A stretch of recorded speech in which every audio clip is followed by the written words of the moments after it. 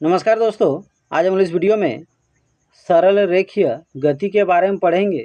तो देखिए क्वेश्चन है, सरल रेखीय गति किसे कहते हैं। तो चलिए जानते हैं कि सरल रेखीय गति किसे कहते हैं या सरल रेखीय गति का परिभाषा क्या होता है। जब कोई वस्तु किसी सरल रेखा में गमन यानी गति करती है तो ऐसी गति को सरल रेखीय गति कहते हैं।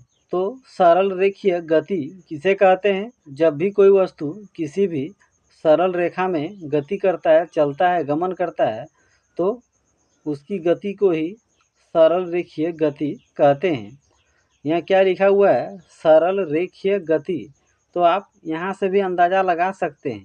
सरल रेखीय गति यानी जब कोई वस्तु सरल रेखा में गति करेगा, कैसा पथ पर गति करेगा?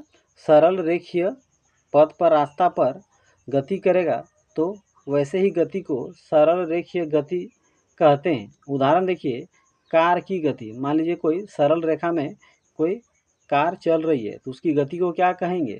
सरल रेखीय गति।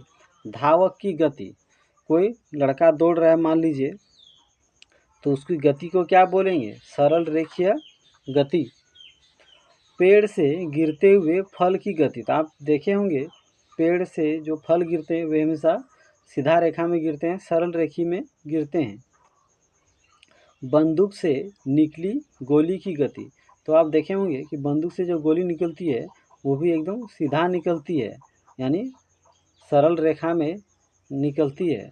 तो बंदूक से निकली हुई गोली की भी गति को सरल रेखीय गति कहते हैं। परेड में सैनिक की गति। तो आप देखे होंगे मार्च पास्ट के समय परेड के दौरान सैनिक जो परेड करते हैं तो वे लोग एकदम सीधी चाल में चलते हैं, यानी सैनिकों की गति को भी सरल रेखीय गति कहते हैं। तो यहाँ पे देखिए, मान लीजिए ये कोई सरल रेखा है तो इसमें जो भी वस्तु गति करेगा उसकी गति को क्या बोलेंगे? सरल रेखीय गति। क्योंकि ये सभी वस्तु किस में गति कर रहे हैं? सरल रेखा वाले मार्ग पर गति कर रहे हैं। यानी जब भी कोई सरल रेखा में कोई भी वस्तु गति करेगा तो उसकी वो गति को ही सरल रेखीय गति कहेंगे। तो मुझे उम्मीद है कि आप जान गए कि सरल रेखीय गति किसे कहते हैं। तो जब कोई वस्तु किसी सरल रेखा में गति करता है, चलता है, तो उसकी गति को सरल रेखीय गति कहते हैं। तो ये क्वेश्चन कई बार पूछा गया है कि सरल रेखीय गति को परिभाषित करें, सरल रेखीय गति के उदाहरण दीजिए, सरल रेखीय गति किसे कहा जाता है, उदाहरण के साथ व्याख्या करें। तो आप इस वीडियो को अच्छा से देख लीजिए, इस क्वेश्चन को अच्छा से समझ लीजिए, और जब भी इससे रिलेटेड क्वेश्चन आए तो आप बहुत आसानी से लिख सकते हैं। तो अगर मेरा वीडियो आपको अच्छा लगता हो तो मेरे वीडियो को लाइक शेयर ज़रूर करें, मेरे यूट्यूब चैनल को ज़रूर सब्सक्राइब कर लीजिए।